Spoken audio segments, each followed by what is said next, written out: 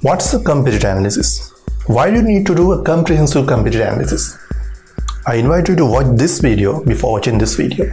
Alright, today I'm going to share with you 4 types of competitors and for which one you should give the laser-like focus. Without further ado, let's get started.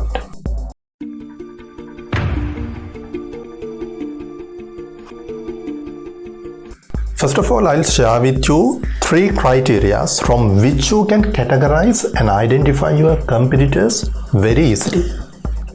Criteria number 1, target audience. For which type of prospects or customers you are planning to already offering your product and services. Criteria number 2, problem you are going to solve for your customers. In another way, it's the customer need you are going to fulfill. This may be hunger, thirst, transportation, or increase in efficiency.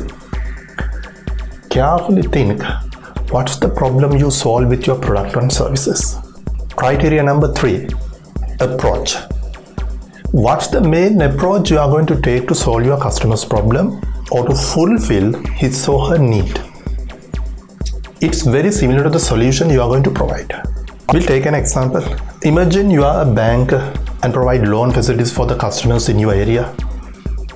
The target audience may be professionals.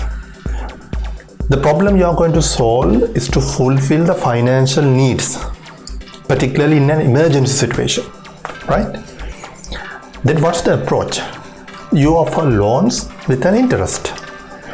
The customers have to pay back most probably in convenient installment. I hope you understand this very well. Now I put this information like this into 3 circles. Look at the number 1 area. This is the area you can find direct competition. For example, other competing banks. Why? Because they too cater to the same target audience like you. They provide the same solution like you. They follow a similar approach like you. Got it? Now we'll go to the number 2 area. I will simplify it to you like this. What's the number 2 area means?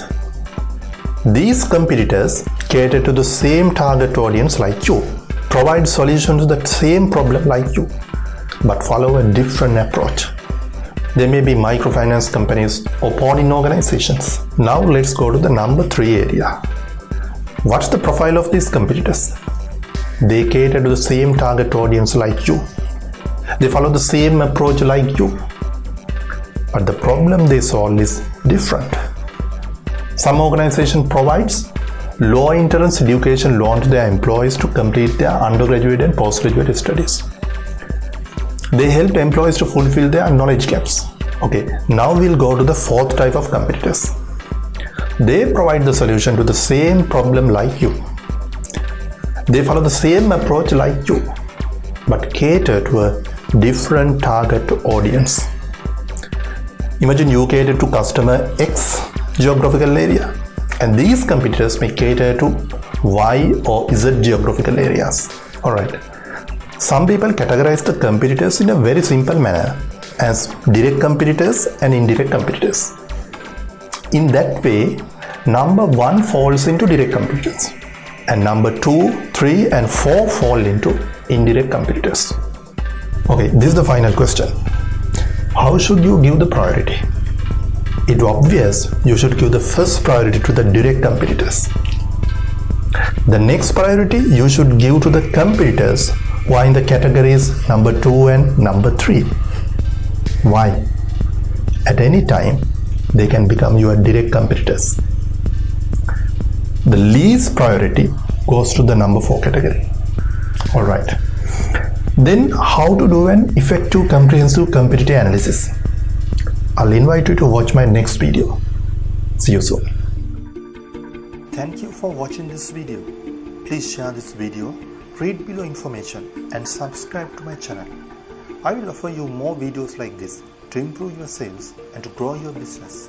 Have a great day.